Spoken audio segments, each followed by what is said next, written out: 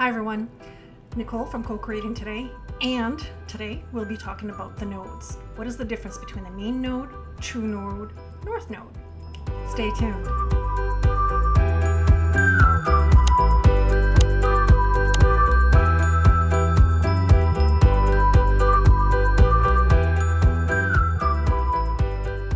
Let's talk about the mean node. What is the mean node? Now, what the mean node is an averaging out of calculations that astronomers have done based on the moon's motion. And what the mean node does, it never goes retrograde.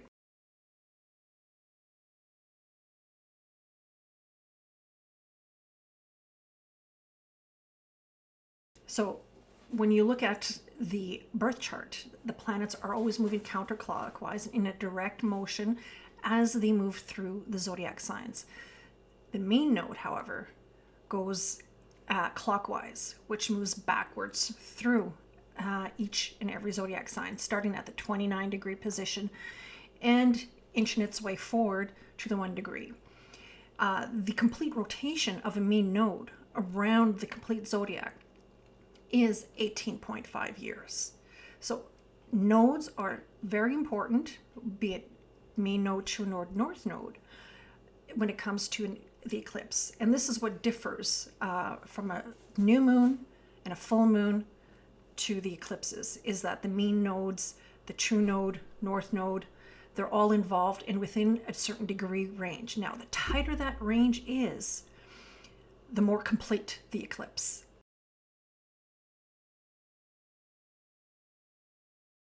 What is the true node? Now, indifferent to the mean node, what happened is that over a period of time, astronomers begin to notice a wobble. And what the true node has, the calculations of the true node, is that they begin to factor in this wobble. If you have an ephemeris on hand, you'll notice that the calculations that are done in there are based on the true node. And you'll notice that there's a direct motion and retrograde motion within the nodes. And this is where that wobble has come into place. Now that wobble, how they became to factor this in is because of the moon's direct relationship between the Earth and the sun. Now this is where they begin to have factored in this wobble and call it the true node, versus when it came to the mean node, it was the calculation of the averaging out of the rotation of the node throughout the complete zodiac. Now, when the true node goes in a retrograde motion, it's not the same as when it comes to how the planets move in a retrograde motion. It merely has to do with the wobble in that ecliptic plane as the sun makes its apparent motion around the Earth. Now, when it comes to the true node making that, that retrograde motion, is it of importance? Not really. It's not, as great importance, for example, as Mercury retrograde, Venus, Mars, or any planets in the solar system going retrograde within our galaxy. When it comes to the motion at all, it simply has to do with how that wobble occurs. And when you look at the ephemeris, you'll see that it'll go in a direct motion for a few days each month. And this is just basically the true calculation of its motion as it moves and when it makes direct contact with any planets in your natal chart. You'll notice the difference. Some astrologers use the mean node, some use the true node, and basically what we suggest as astrologers is to do your own investigation, see what works for you. And what I've learned personally from Frank Clifford from the London School of Astrology is that pay attention to the news. And that's his exact sentence that I'm stealing from him. and basically that's what you notice on a collective level, especially when the nodes are in the position of switching signs. So right now, currently, as I'm making this video, the mean node has already shifted. The true node is about to shift in January, and the date of this video is the end of December 2021. Now, what we do is we pay attention to news to see what the differences of the collective energy is. So Gemini and Sagittarius is a very mental focus, fact focus, synthesizing of information and acquiring information type of energy, versus moving into Taurus and Scorpio, which is a very financial type of energy. Other people's money, the big money versus, personal resources. So pay attention to the news, pay attention to your surroundings, pay attention to what's going on in your chart. From there, make your own conclusions and decide which one that you prefer to use, the mean node or the true node.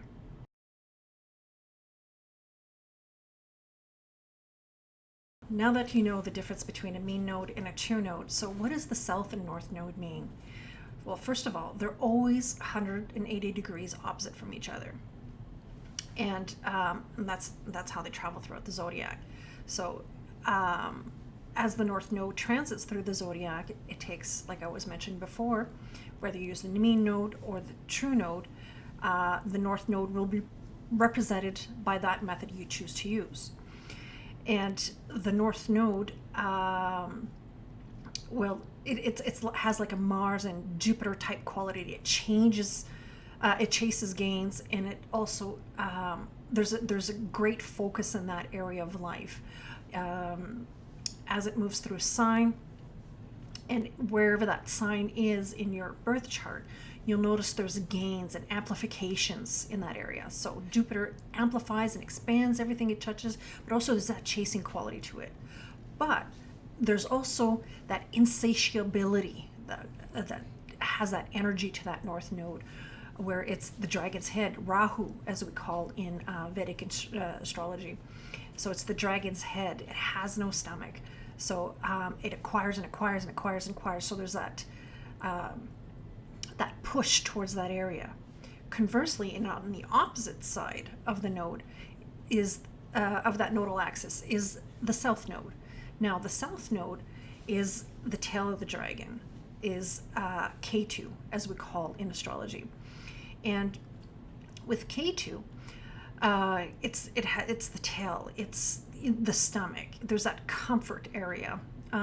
It's the embedded psyche within your body, within your soul, within your spirit, and there's always that fullness to it, that comfort, that familiarity in that area.